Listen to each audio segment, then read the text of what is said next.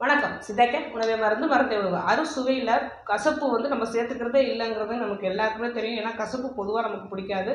கசப்பு நிறைய பொருட்களில் இருக்குது அப்படிங்கிறதும் தெரியும். இப்போ வெந்தயம், சுண்டைக்காய் இதிலெல்லாம் லைட்டாக கசப்பு இருக்குது. ஆனால் அதை அதை ஓரளவுக்கு நம்ம சேர்த்துக்கிறோம். ஆனால் பாகற்காயை தொடுறதே இல்லைங்க. ஒரு சிலர் தவிர பெரும்பாலானவருக்கு பாகற்காய் பிடிக்கிறதே இல்லை. ஆனால் அந்த கசப்பு சுவை நம்ம உடலுக்கு கண்டிப்பாக தேவை. இப்போது ஒரு சின்ன சின்ன டிப்ஸ் மட்டும் நாங்கள் சொல்கிறோம்.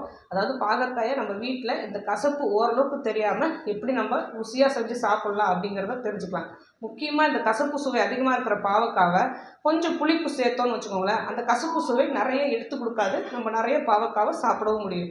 ஒன்றும் இல்லை, பாகற்காய் புளிக்கறி அப்படிங்கிறது ஒரு 3 பாவற்காய் மட்டும் எடுத்துட்டு ஜஸ்ட்டு தட்டிட்டோம். ஒரு குழவியாலேயோ ஒரு கல்லாலேயோ தட்டிட்டோன்னு வச்சுக்கோங்களேன்.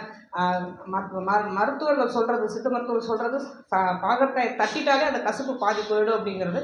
அந்த பாகற்காயை ஒரு 1/2 லிட்டரு தண்ணியில் நல்லா வேக வைத்து எடுத்த பிறகு அதில் புளி தண்ணியில் திரும்பவும் அந்த வெந்த பாகற்காயை போட்டு அதுக்கப்புறம் அதில் நல்லா கொதிக்கு வந்த பிறகு அதில் உப்பும் போட்டு நல்லா கொதி வந்த பிறகு இரும்பு கரண்டியில் நெய்யில் கடுகு, சீரகம், வெந்தயம், கருவேப்பிலை இதை மட்டும் தாளித்து கொட்டி இறக்கிட்டாலே நல்லா அவங்க பாவக்காய் புளிக்கறி கிடைக்கும். இது காலையில் டிஃபனுக்கு யூஸ்ஃபுல்லாக இருக்கும். இதே நம்ம மதிய சாப்பாட்டுக்கு யூஸ் பண்ணுறோம் அப்படின்னா கொஞ்சம் தண்ணி அதிகமாக இருக்கிற மாதிரி இருக்கும்.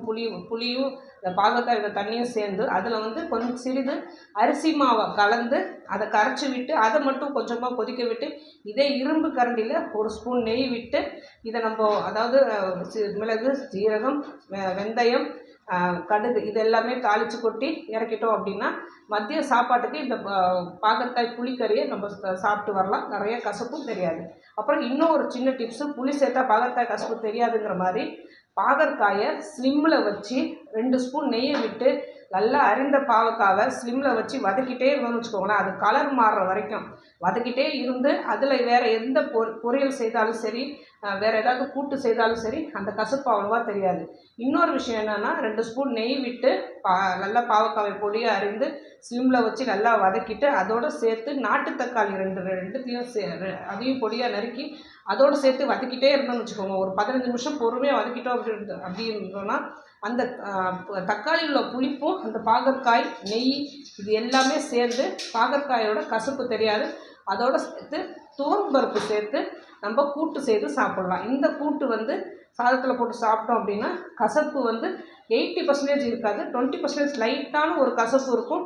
அதுவும் சுவையான கசப்பு தான் இருக்கும். இந்த மாதிரி கூட்டும் நம்ம செய்து சாப்பிட்லாம். இந்த மாதிரி புளிக்கறி மதிய சாப்பாட்டுக்கும் சரி, இல்லை காலையில் இட்லி தோசைக்கு அரிசி மாவு கலக்காமல் தண்ணியாக புளிக்கறி செஞ்சு சாப்பிட்டாலும் சரி, இல்லை நெய்யில் வதக்கி ஒரு பொரியலாகவும் சாப்பிட்டாலும் சரி, பருப்பு சேர்த்த கூட்டாக சாப்பிட்டாலும் சரி, நெய்யோ புளியோ இல்லைன்னா தக்காளியோ பாகற்காயோடு சேர்த்து சாப்பிடும்போது பாகற்காயோட கசப்பு நமக்கு தெரியாது.